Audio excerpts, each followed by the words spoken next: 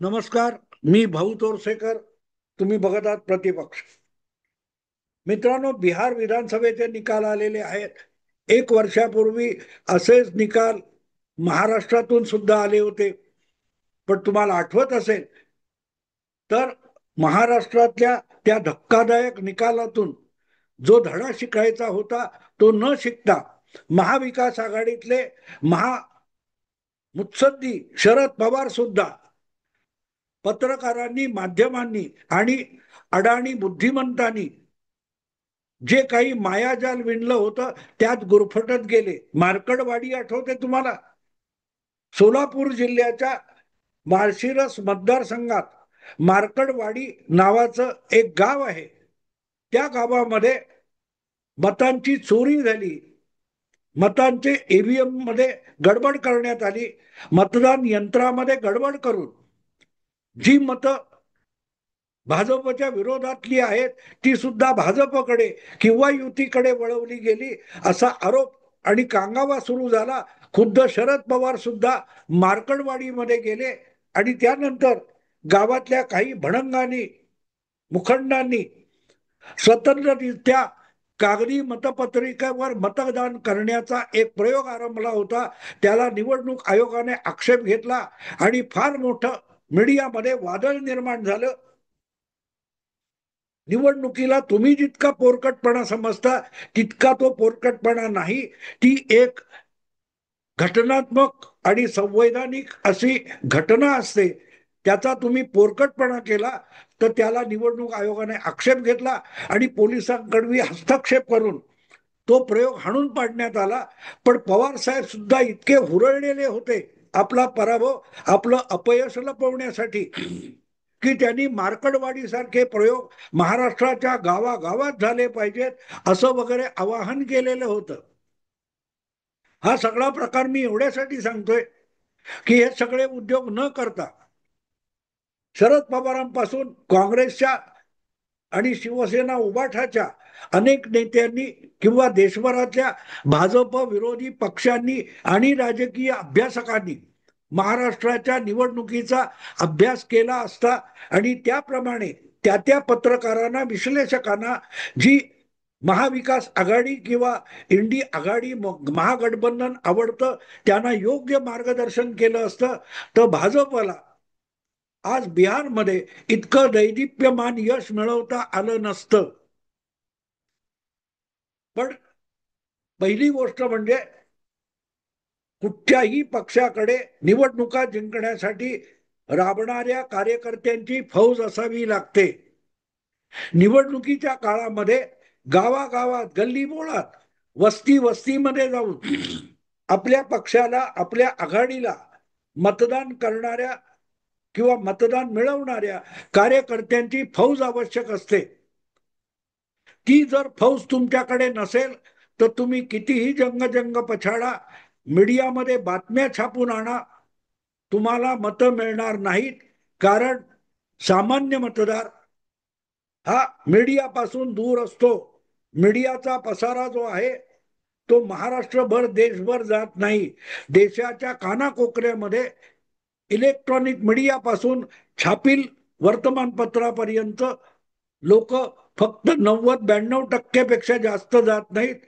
आकड्याप्रमाणे 5-6% अधिक लोक मीडियावर विसंबून नाहीत. आणि आता जो सोशल मीडिया आलेला आहे, डिजिटल मीडिया आलेला आहे, या साधनांनी तर मुख्य प्रवाहातल्या माध्यमांना आउटडेटेड करून टाकले, कालबाह्य करून टाकलेलं आहे. त्यामुळे जे राजकीय पक्ष आणि राजकीय नेते मीडियात येणाऱ्या बातम्या, त्यात होणारे आरोप, त्यातून निर्माण केलेला बाबुलबुवा आणि भुलभुलैया यावर विसंबून राहतात, त्यांच्या नशिबी फक्त पराभव येऊ शकतो, मतं येत नाहीत. महाराष्ट्राच्या पाठोपाठ बिहारने त्याची साक्ष दिलेली आहे. आणि आता हळूहळू राजकीय नेत्यांना, पक्षांना, राहुल गांधींना त्याचं भान आलेलं नसलं तरी या मुख्य प्रवाहामध्ये देशातल्या अनेक राजकीय पक्षांची आणि नेत्यांची दिशाभूल करणाऱ्या काही पत्रकारांना तरी त्याची जाण येऊ लागली आहे असा अनुभव आहे. अभिज्ञान प्रकाश नावाचा NDTVवर काम करणारा खूप जुना जाणता पत्रकार आहे. त्याचा एक व्हिडिओ मी बघितला आणि त्याने साफ साफ सांगितलं की जे कोणी ओपिनियन पोल बनवतात, सर्वे घेतात, राजकीय अंदाज सांगतात किंवा ग्राउंड रिपोर्ट केला म्हणून ठरलेल्या भागामध्ये फिरून खोट्या नाट्या बातम्या रंगवून मसालेदार करून सांगतात, या सगळ्यांनी इंडी आघाडीला महागठबंधनाला बुडवलेला आहे. कारण यापैकी कुठल्याही पत्रकाराला सामान्य मतदाराच्या मनामध्ये काय चाललंय याचा थांग पत्ता लागलेला नव्हता. हे आपापल्या AC केबिन मध्ये वातानुकूलित दालनामध्ये बसून आपल्या मनगणंत कथा रंगवतात आणि त्याच वस्तुस्थिती म्हणून पेश करतात. त्यामुळे मतदार फसत नाहीत, सामान्य जनतेची कुठलीही फसगत होत नाही. कारण यांच्या अशा सगळ्या काल्पनिक कहाण्या, कल्पनाविलास सामान्य मतदार ऐकत सुद्धा नाही, बघत नाही की वाचत नाही. त्यामुळे मतदार आपलं आपलं मत बनवतो आणि त्याने मत कसं बनवलंय याचा थांग पत्ता नसलेले लोक ओपिनियन पोल तयार करतात, जो हमखास चुकीचा असतो. कारण हे सगळे असले पत्रकार हे आपापल्या मनातले जे पूर्वग्रह आहेत, त्या पूर्वग्रह किंवा एखाद्या विषयी जी एक काय म्हणतात तिरस्कार आहे राजकारणातला, त्या तिरस्कारालाच जनमत समजवतात आणि त्याच्या आधारावर बातम्या रंगवतात, ओपिनियन पोल रंगवतात आणि त्याच्यावर विसंबलेले पक्ष हे जमीनदोस्त होतात, निवडणुकीत पराभूत होतात. आणि हे सांगणारा अभिज्ञान प्रकाश हा एकटा पत्रकार नाही, त्याच्यापेक्षाही सगळ्या चॅनेलवर जाणारा आणि आपलं डिजिटल सत्य हिंदी म्हणून चालवणारा आशुतोष सुद्धा हीच कबुली देऊन बसलेला आहे. बिहारचे निकाल, महाराष्ट्राचे आधीचे आणि 1 वर्षानंतर बिहारचे किंवा मध्यंतरी दिल्लीच्या विधानसभेचे जे निकाल आहेत ते बघितल्यानंतर एक कळतं की वेगवेगळ्या माध्यमामध्ये बसून राजकीय पांडित्य सांगणारे जे पॉलिटिकल पंडित आहेत त्यांना आजच्या राजकारणाची काडी मात्र गंधवार्ता नाही. आज जगामध्ये काय चाललंय, मतदार किंवा जनता कशा प्रकारे विचार करते याचा थांग पत्ता आजच्या पत्रकारांना, माध्यमांना नाही, याची कबुली खुद्द त्याच माध्यमात लुडबुडणाऱ्या आशुतोषने सुद्धा दिली. त्याने तर एवढं कबूल केलं की जे काय घडतंय ते आपल्याला ठाऊक सुद्धा नाही. आपल्या मनातले पूर्वग्रह घेऊन आपण वस्तुस्थिती लपवण्याचा प्रयत्न करतो आणि एक बागुलबुवा कपोल कल्पित कहाणी बातमी म्हणून लोकांसमोर सादर करतो.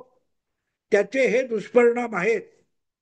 आणि मग निकाल उलटे लागले की मग असं कसं झालं, हा कोणाचा करिश्मा आहे याचा शोध सुरू होतो.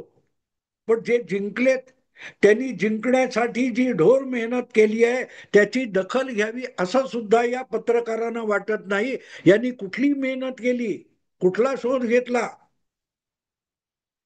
मुद्दा इतकाच आहे की आज राहुल गांधी, तेजस्वी यादव यांचा जर दारुण पराभव झालेला असेल आणि शेवटच्या क्षणापर्यंत त्यांना आपण विजयी होऊ वाटलं असेल तर असं तेजस्वी किंवा राहुल गांधी किंवा काँग्रेसवाले महागठबंधनाचे नेते यांना असं वाटण्याचं कारण काय, याचा सगळ्यात पहिल्यांदा शोध घेतला पाहिजे. तो शोध घेतला तर तुमच्या गोष्ट एक लक्षात येईल की हे सगळे भाजप विरोधातले राजकीय पक्ष आणि नेते आहेत, त्यांचा स्वतःवर आणि मतदारापेक्षाही माध्यमात रंगवला जाणाऱ्या बोगस बातम्यांवर जास्त विश्वास आहे. राहुल गांधीच्या वोट चोरी पदयात्रेला प्रचंड प्रतिसाद मिळाला. डोळसपणे बघितलं तर तो प्रतिसाद मिळालेला नव्हता. तुमच्याच पक्षाला मानणारा एक कार्यकर्त्यांची जी फौज आहे ती तुमच्या मोर्चात आलेली होती. पण रस्त्यावर, गावामध्ये, गल्ली बोळामध्ये जो खरा खुरा मतदार आहे त्याला कधीही मतचोरी झाली असं वाटलेलं नाही. काही मुठभर युट्यूबर्स असतील किंवा काही चॅनलचे प्रामाणिक पत्रकार असतील, ते गावामध्ये फिरत होते, गल्ली बोळात फिरत होते आणि तिथे मतदारांशी बोलत होते. त्या मतदारांच्या ज्या प्रतिक्रिया आहेत त्यात कुठेही मतचोरी होते आणि निवडणूक आयोगाकडून निवडणूक चोरी करून भाजपच्या झोळीत सगळं वरदान टाकलं जातं अशी प्रतिक्रिया नव्हती.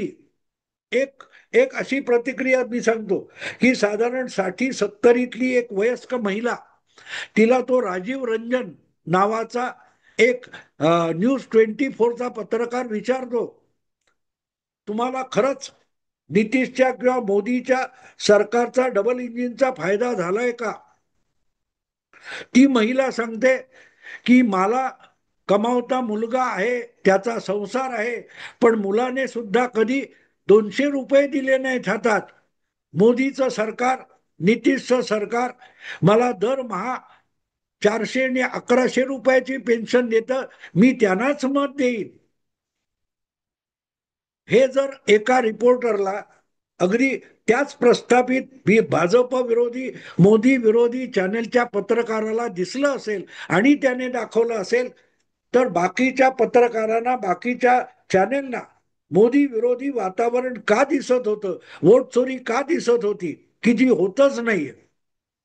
एवढं करोडो, 4-5-7 कोटी काय मतदान झालं बिहारमध्ये. जवळजवळ 1 कोटीच्या आसपास मतदान केंद्र होती. या 1 लाख पेक्षा अधिक मतदान केंद्र होती. एवढ्या 1 लाख मतदान केंद्रापैकी 1000 मतदान केंद्रावर सुद्धा कोणी बोगस मतदार आलेला दिसला नाही. आले असतील काही किरकोळ 5-25 तक्रारी आल्या असतील. त्याचप्रमाणे कुठल्याही मतदान केंद्रामध्ये आपल्याला, आपण जिवंत असताना आपलं मतदान यादीतून नाव काढून टाकलं गेलं अशा तक्रारी 1000 सुद्धा आल्या नाहीत. याचा अर्थच असल्या बातम्या राहुल गांधी मीठ मसाला लावून, मीठ मिरची लावून सांगत होते, मीडिया दाखवत होता, त्यावर डिपेंड करत होता आणि राहुल गांधींची पाठ थोपटत होता की राहुल गांधींनी गौप्यस्फोट केला.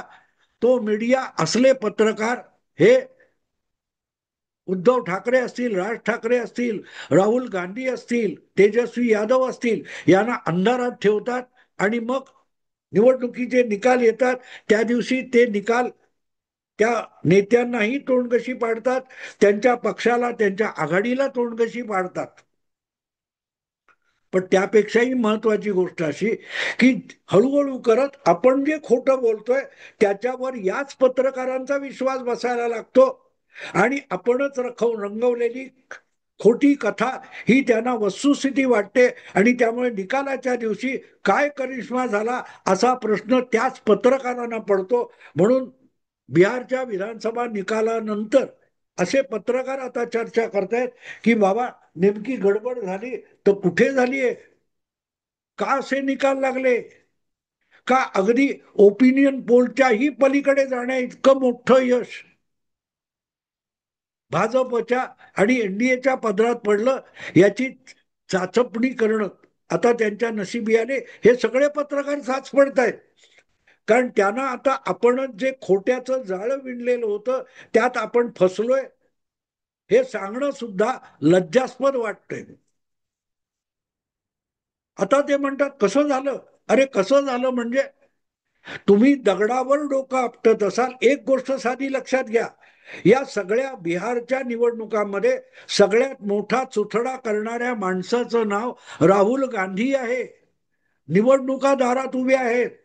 अशा वेळेला पक्षाच्या कार्यकर्त्यांना कामाला जुंपायचं, मतदाराकडे पाठवायचं, त्याच्या ऐवजी त्या कार्यकर्त्याला आणि आपल्या मित्र पक्षांच्या कार्यकर्त्याला सुद्धा निवडणूक सोडून उरलेल्या कामाला जुंपण्याचं पाप राहुल गांधींनी केलं.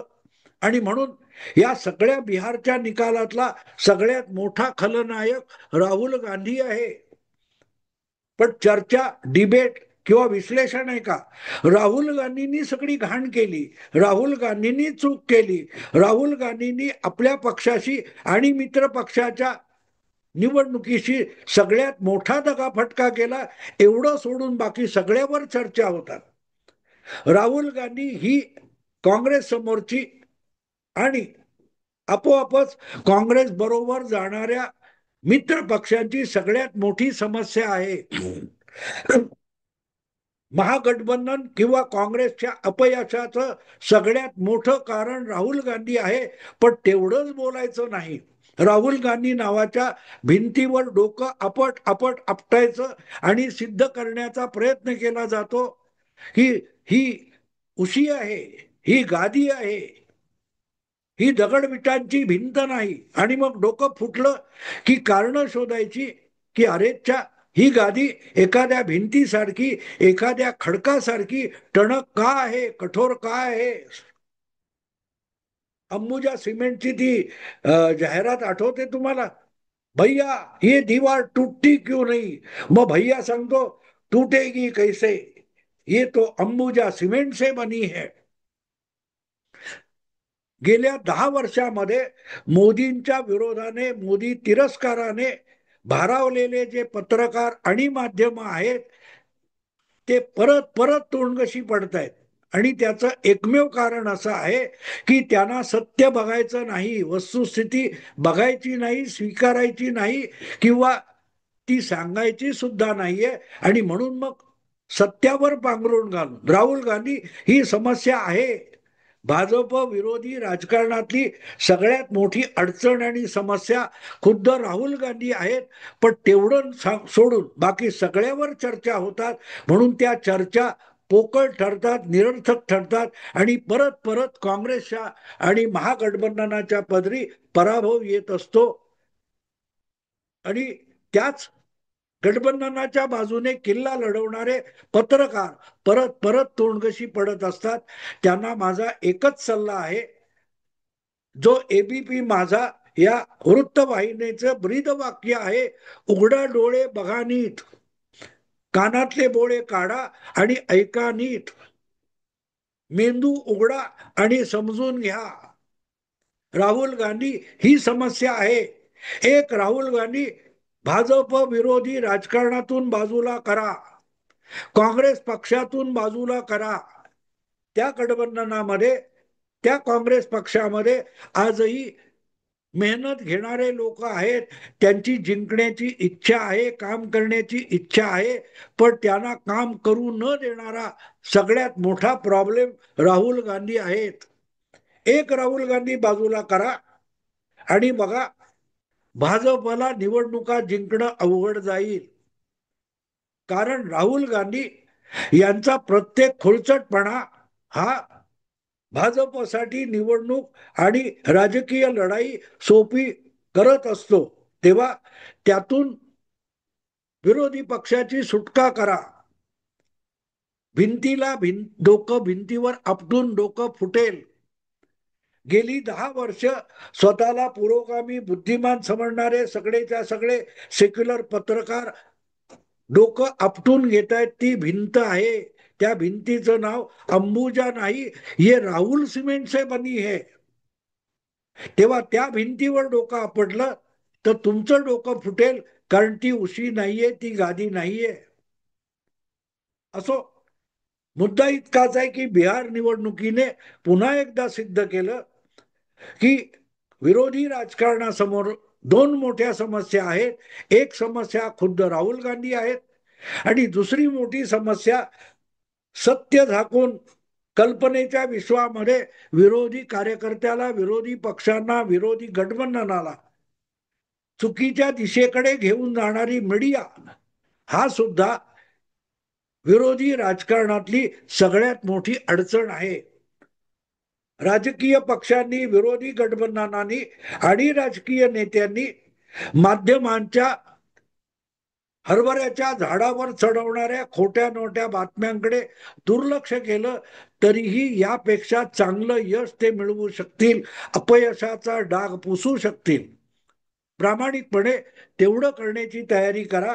आणि ज्यांना हा मोदींचा करिश्मा वाटतो त्यांनी करिश्म्यातून बाहेर पडावं आणि सत्य बघायला आणि स्वीकारायला सुरुवात करावी. बघा निवडणुकीचा काय चमत्कार घडतो. असो मित्रांनो, आत्ता थांबतो. आवडलं लाईक करा, शेअर करा आणि प्रतिपक्षाला सबस्क्राईब करा. नमस्कार.